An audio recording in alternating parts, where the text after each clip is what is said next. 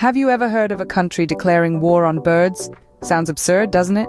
Well, welcome to the curious tale of the Great Emu War, a unique conflict that unfolded in Australia back in 1932. This wasn't your typical war. It didn't involve two rival nations, nor was it driven by politics or territorial disputes. No, the main players in this unusual saga were the Australian government and a population of flightless birds known as emus. These emus, numbering in the tens of thousands, were causing quite a ruckus for farmers. They were trampling crops, causing significant economic distress and proving to be a veritable feathered nuisance. The situation was so dire that it prompted the government to declare an all-out war against these unsuspecting birds. So how did this strange war unfold? Let's dive into the details. In response to the emu invasion, the Australian government made a decision that would go down in history. To curb the emu onslaught, the government took a step that was as unusual as it was drastic. They called upon the military, deploying soldiers armed with machine guns to control the feathered foes. Yes, you heard it right, machine guns were their weapon of choice against these flightless birds.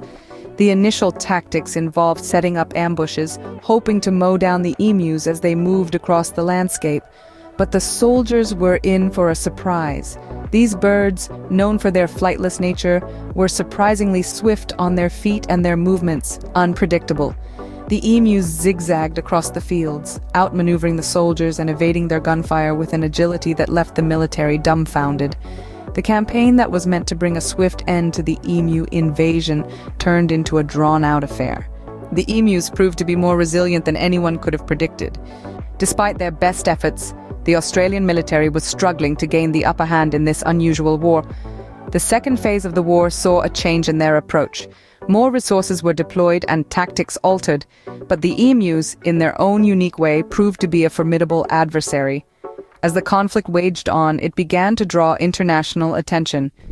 Media outlets from around the globe started reporting on this peculiar war down under. The world watched with bated breath, some amused, others bewildered, as Australia waged war against flightless birds. Back home, the government faced a growing wave of criticism and ridicule. Many began to question the necessity and the absurdity of this military operation. Some even called it a farce, a comedy of errors. The Great Emu War, as it was now famously known, had turned into something of a spectacle, a public display of the unexpected challenges of the man versus nature. The Great Emu War had become a spectacle, but the end was near. As the weeks passed, the Great Emu War came to an unexpected conclusion. The military, unable to curb the emu population with machine guns, decided to withdraw.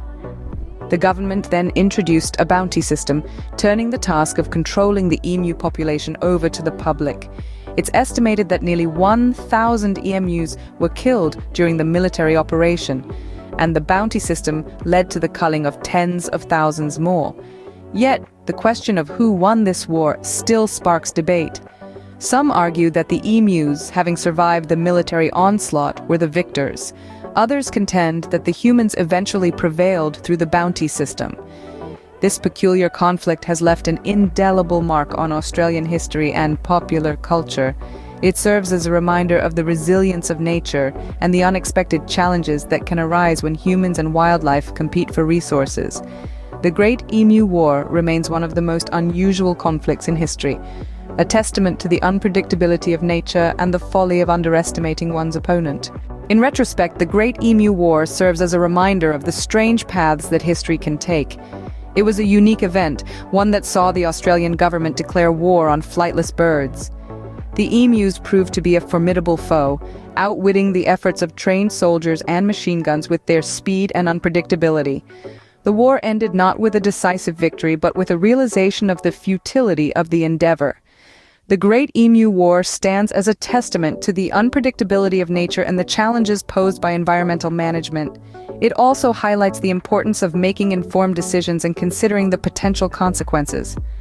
So let the Great Emu War be an invitation to delve deeper into the annals of history, to discover more such unusual, fascinating, and often overlooked events. Remember, history isn't always about kings, queens, and battles. Sometimes it's about a country that declared war on birds. Thanks for watching and stay curious.